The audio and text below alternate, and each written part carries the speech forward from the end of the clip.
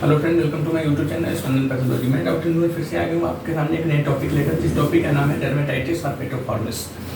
तो जैसा कि आपको हम सेलिएक डिजीज जब बता रहे थे, तो सेलिएक डिजीज में एक सिम्टम्स था जो हम उस दिन लास्ट में सबसे डिस्कस कर रहे थे, डर्मेटाइटिस हर्पेटिफॉर्मिस। तो डर्मेटाइटिस हर्पेटिफॉर्मिस जो होता है यह एक डर्मेटाइटिस हर्पेटिफॉर्मिस जो होता है यह एक सिम्टम्स है सेलिएक डिजीज का। ओके, तो यह क्या होता है, यह हमारा डिस्कस करना उस दिन बाकी रह गया था। तो आज हम लोग इसी के ऊपर डिस्कस करेंगे, डर्मेटाइटिस हर्पेटिफॉर्मिस क्या होता है।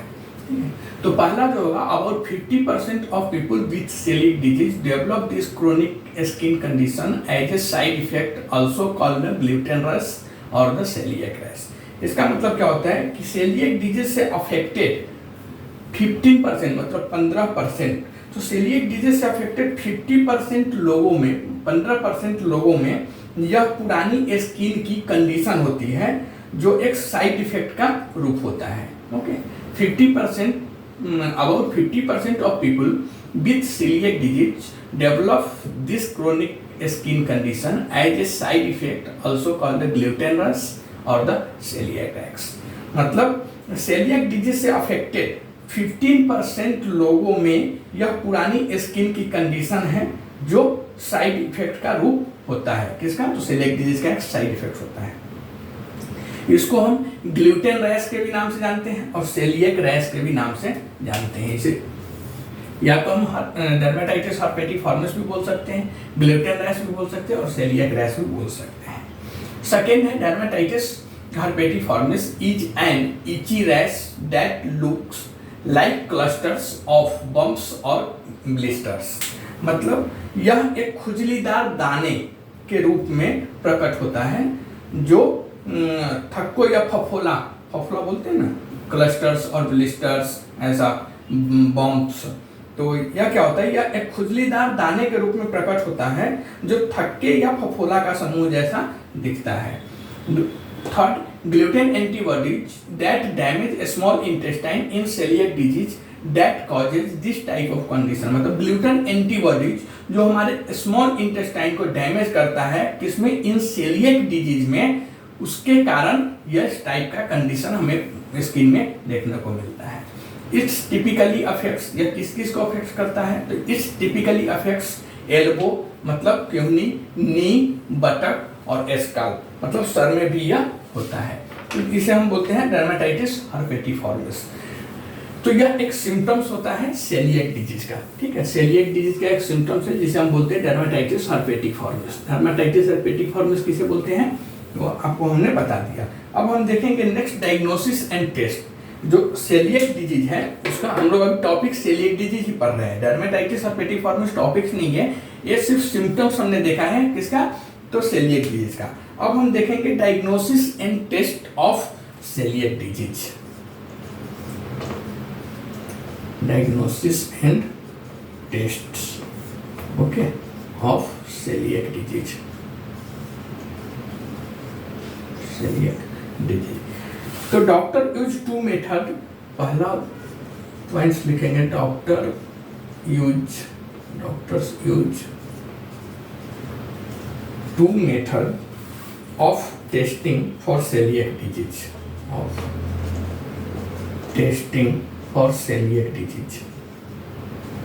celiac disease। डॉक्टर मोस्टली इसमें दो मेथड यूज करते हैं टेस्ट करने के लिए for coeliac disease. Celiac disease के लिए डॉक्टर्स 2 मेथड इसमें यूज करते हैं। The first method is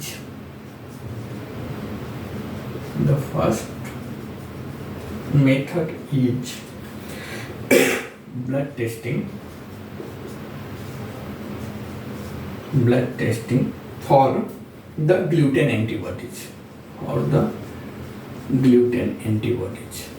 ABS मतलब gluten antibodies that damage your small intestine। क्या बोल रहे हैं कि the first method is blood testing. जो पहला मेथड होता है वो ब्लड टेस्ट के द्वारा होता है। किसके लिए? तो for the gluten antibody. Gluten antibody देखने के लिए डॉक्टर सबसे पहले जो टेस्ट करते हैं वो ब्लड टेस्ट करते हैं, और इसके लिए कि that damage your small intestine, जो आपको ग्लूटेन एंटीबॉडी स्मॉल इंटेस्टाइन को डैमेज ना कर दे इसके लिए। तो डॉक्टर्स मोस्टली 2 मेथड यूज करते हैं। पहला मेथड जो होता है वो ब्लड टेस्ट से होता है, किसके लिए, तो ग्लूटेन एंटीबॉडी देखने के लिए, ताकि वो आपके स्मॉल इंटेस्टाइन को डैमेज ना कर दे। सेकेंड मेथड जो होता है, the second method is taking a small the second method is taking a small tissue sample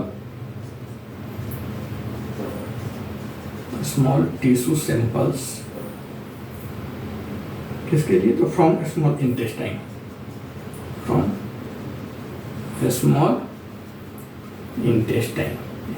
जिसे हम बायोप्सी के नाम से भी जानते हैं, biopsy, to examine under microscope,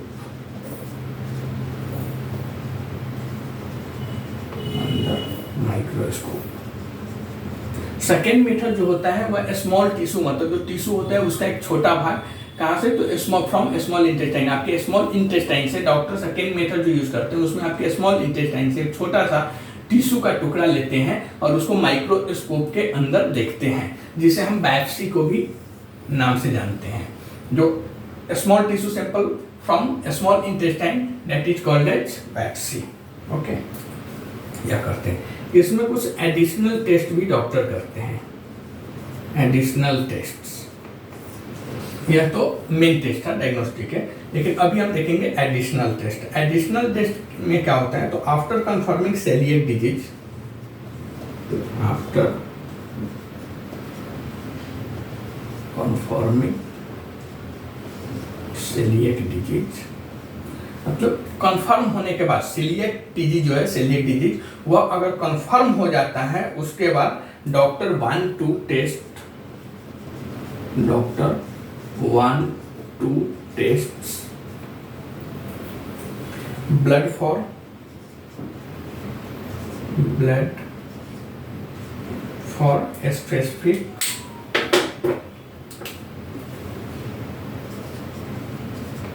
blood for a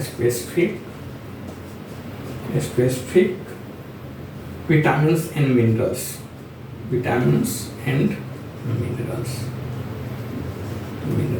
okay, deficiency, mineral deficiency such as क्या होगा, तो calcium, vitamin D, electrolytes, iron, यह सब टेस्ट करते हैं। तो क्या करते हैं, तो डायग्नोसिस और टेस्ट ऑफ सेलिएक डिजीज में हम लिखेंगे, first doctor use 2 methods of testing for coeliac disease, मतलब डॉक्टर 2 टाइप के टेक्निक यूज करते हैं इस बीमारी को, सेलिएक डिजीज को कंफर्म करने के लिए। पहला क्या होता है, तो the first method is blood testing for the gluten antibodies that damage your small intestine, मतलब पहला जो वह टेस्ट करते हैं ब्लड से, उसमें देखते हैं कि ग्लूटेन एंटीबॉडीज है या नहीं, जो आपको स्मॉल इंटेस्टाइन को डैमेज कर रहा है या नहीं। The second method is taking a small tissue sample from a small intestine that is called as biopsy to examine under microscope, मतलब जो सेकेंड मेथड यूज करते हैं उसमें क्या करते हैं, एक छोटा टिश्यू उत्तक जिसे बोलते हैं सैंपल, स्मॉल टिश्यू सैंपल आपके स्मॉल इंटेस्टाइन से लेते हैं और उसको माइक्रोस्कोप के अंदर एग्जामिन करते हैं, ठीक है। एडिशनल टेस्ट क्या करते हैं, तो additional test after confirming celiac disease, मतलब सेलिएक डिजीज कंफर्म होने के बाद डॉक्टर वांट टू टेस्ट, तो डॉक्टर क्या टेस्ट करना चाहता है, तो blood for specific vitamin and mineral deficiency जो टेस्ट करते हैं, उसमें वो देखना चाहते हैं कि डॉक्टर जो after confirming celiac disease doctor चाहता है देखना कि आपकी बॉडी में मिनरल्स, विटामिन्स जो है वह कमी है या नहीं है, इसके लिए एडिशनल टेस्ट करते हैं। एडिशनल टेस्ट में कौन कौन सा करते हैं, तो कैल्शियम करेंगे, विटामिन डी कर सकते हैं, इलेक्ट्रोलाइट्स कर सकते हैं, आयरन कर सकते हैं, इस सब टाइप के डॉक्टर टेस्ट करते हैं। बट यह जो टेस्ट होता है यह एडिशनल टेस्ट कहलाता है। मेन जो टेस्ट होता है वो 2 टाइप का होता है, एक तो टिश्यू से होता है, दूसरा ब्लड से होता है। ब्लड से हम ग्लूटेन एंटीबॉडीज देखते हैं और टिश्यू से बायोप्सी से माइक्रोस्कोप के अंदर देखते हैं। नेक्स्ट इसका होता है मैनेजमेंट एंड ट्रीटमेंट। इसका मैनेजमेंट क्या है, management and treatment of celiac disease. Celiac disease को हम कैसे मैनेज करते हैं? सेलिएक डिजीज को अगर किसी पेशेंट हमारे पास आते हैं तो उसको हम कैसे मैनेज कर सकते हैं या उसको हम कैसे ट्रीटमेंट कर सकते हैं? तो सेलिएक डिजीज के ट्रीटमेंट में सबसे पहले जो यूज होता है वह क्या है कि सेलिएक डिजीज के ट्रीटमेंट में पहला और सबसे जो इम्पोर्टेंट है उसमें क्या है कि पेशेंट को ग्लूटेन खाना बंद कर देना चाहिए परमानेंटली। तो पहला यही है कि सेलिएक डिजीज के ट्रीटमेंट में पहला और सबसे इम्पोर्टेंट है कि ग्लूटेन खाना बंद कर देना चाहिए पेशेंट को। दूसरा, अगर नहीं खाएंगे तो क्या होगा, क्योंकि सेलिएक डिजीज जो होता है, सेलिएक डिजीज वाले पेशेंट्स अपने बॉडी को ग्लूटेन के अगेंस्ट रिएक्ट करने से नहीं रोक सकता है। ये क्लियर हो गया कि पहले तो ग्लूटेन वाला जो होता है वह खाना ही नहीं चाहिए। सबसे इंपॉर्टेंट है कि ग्लूटेन जिस फूड में है उसे खाना बंद कर देना चाहिए। क्यों? क्योंकि सेलिएक डिजीज वाले पेशेंट्स अपने बॉडी को ग्लूटेन के अगेंस्ट मतलब ग्लूटेन के प्रति जो रिएक्शन होता है वो करने से नहीं रोक सकता है, बट ग्लूटेन को उस रिएक्शन को ट्रिगर करने से तो रोक सकता ही है। तो इसके लिए ग्लूटेन नहीं खाना चाहिए। दूसरा, जब पेशेंट ग्लूटेन खाना बंद कर देता है तब उसका स्मॉल इंटेस्टाइन धीरे धीरे ठीक होने लगती है। तो पहला तो ग्लूटेन खाना ही नहीं है, क्योंकि ग्लूटेन खाइएगा बॉडी में रिएक्शन होगा ही, ग्लूटेन के प्रति आपकी बॉडी रिएक्ट करेगी, तो जिसमें एंटीबॉडीज बनाएगा तो आपको स्मॉल इंटेस्टाइन को डैमेज होने ही वाला है। तो इसके मैनेजमेंट में सबसे पहले मैनेजमेंट है कि सेलिएक डिजीज के ट्रीटमेंट में पहला और सबसे इंपॉर्टेंट है कि पेशेंट को ग्लूटेन वाली फूड खाना बंद कर देना चाहिए। मतलब जो गेहूं वगैरह है, गेहूं, बार्ली, जौ, राई, ये सब जो है यह खाना बंद कर देना चाहिए। दूसरा, जब पेशेंट ग्लूटेन खाना बंद कर देता है तो उसका स्मॉल इंटेस्टाइन धीरे धीरे ठीक होने लगता है, और एक स्मॉल इंटेस्टाइन ठीक होने की वजह से न्यूट्रिशनल सप्लीमेंट की भी ऑब्जॉर्व करने लगती है। ठीक है, तो ग्लूटेन नहीं खाएगा पेशेंट, बर्न कर देगा, तो उसका स्मॉल इंटेस्टाइन का जो फंक्शन है, स्मॉल इंटेस्टाइन अपना काम ठीक से सुचारू ढंग से अच्छा से करने लगता है, और वो अपना ठीक धीरे धीरे पूर्ण अवस्था में जो पहला वाला जो अवस्था है वैसा होने लगता है। और इससे क्या होता है कि जो न्यूट्रिशनल सप्लीमेंट था, मिनरल्स, जिंक, कैल्शियम, यह सब विटामिन, यह सब क्या होता है बॉडी एब्जॉर्ब भी करने लगती है। तीसरा, बट इस डिजीज में पेशेंट को याद रखना चाहिए कि life time without gluten food ही खाना चाहिए। इसमें पेशेंट को सबसे पहले याद रखना चाहिए कि कभी भी ग्लूटेन वाला फूड खाना ही नहीं चाहिए, क्योंकि अगर आप ग्लूटेन खाएंगे तो बॉडी आपकी रिएक्ट करेगी और ग्लूटेन एंटीबॉडीज बना देगी। तो मेन यही है मैनेजमेंट एंड ट्रीटमेंट में कि सबसे पहले ग्लूटेन खाना बंद कर देना चाहिए पेशेंट को, ऑटोमेटिकली वह ठीक हो जाएगा। बट एडिशनल ट्रीटमेंट इसमें कुछ दिया जाता है। एडिशनल ट्रीटमेंट जो होता है, एडिशनल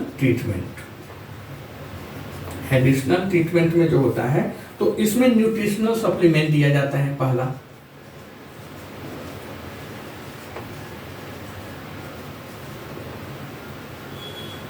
और यह देना जरूरी भी है न्यूट्रिशनल सप्लीमेंट, क्योंकि ऑलरेडी जो सेलिएक डिजीज वाले हैं वो वीकनेस तो रहती है, उनके एनीमिया रहती ही है, आयरन डिफिशिएंसी रहता ही है। और दूसरा, साइकोलॉजिकली ट्रीट करना है, क्योंकि पेशेंट्स आएंगे और आप उनको बोल दीजिएगा सिर्फ गेहूं नहीं खाना है, जौ नहीं खाना, राई नहीं खाना, आप ठीक हो जाओगे जाओ, तो वह संतुष्ट नहीं होगा, सेटिस्फाइड नहीं होंगे, तो वह ठीक जल्दी नहीं होंगे, उनको दिमाग में ऐसा घूमता रहेगा कि कुछ दवा तो दिया ही नहीं। तो इसके लिए एक न्यूट्रिशनल सप्लीमेंट, हम जिसे एडिशनल ट्रीटमेंट बोलते हैं, वह देना जरूरी होता है। क्यों? तो to replace any serious deficiency. अगर कोई डिफिशियंसी है बॉडी में, कैल्शियम, मिनरल्स, विटामिन, कोई भी डिफिशियंसी है तो आप न्यूट्रिशनल सप्लीमेंट दीजिए। तो एक तो पेशेंट को वह याद रहेगा कि एक टेबलेट खाना है, इस बीमारी का टेबलेट है, तो एक तो आपको न्यूट्रिशनल सप्लीमेंट देना है। दूसरा, इस ट्रीटमेंट में देना है आपको डैप्सोन करके आता है टैबलेट, डैप्सोन। लेकिन यह कब देना है? यह टैबलेट देना है for the treatment of dermatitis herpetiformis. अगर पेशेंट को डर्मेटाइटिस हर्पेटिफॉर्मिस वाली सिम्टम्स है तो एडैप्सन टैबलेट आप दे सकते हैं। बट याद रखना है कि यह tablet for the treatment of dermatitis herpetiformis के लिए ही यूज करना है। सेकेंड है कॉर्टिकोस्टेरॉइड्स। कॉर्टिकोस्टेरॉइड्स क्या करता है? तो फॉर द सीवियर इन्फ्लेमेशन, अगर पेशेंट को सीवियर इन्फ्लेमेशन हुआ है, बहुत ज़्यादा उसको सूजन है, स्वेलिंग है, तो फिर उसमें हम कॉर्टिकोस्टेरॉइड्स यूज कर सकते हैं। और सबसे इम्पोर्टेंट है कि कंटिन्यूअस फॉलोअप किया, कंटिन्यूअस फॉलोअप किया, कंटिन्यूअस फॉलोअप किया। क्यों?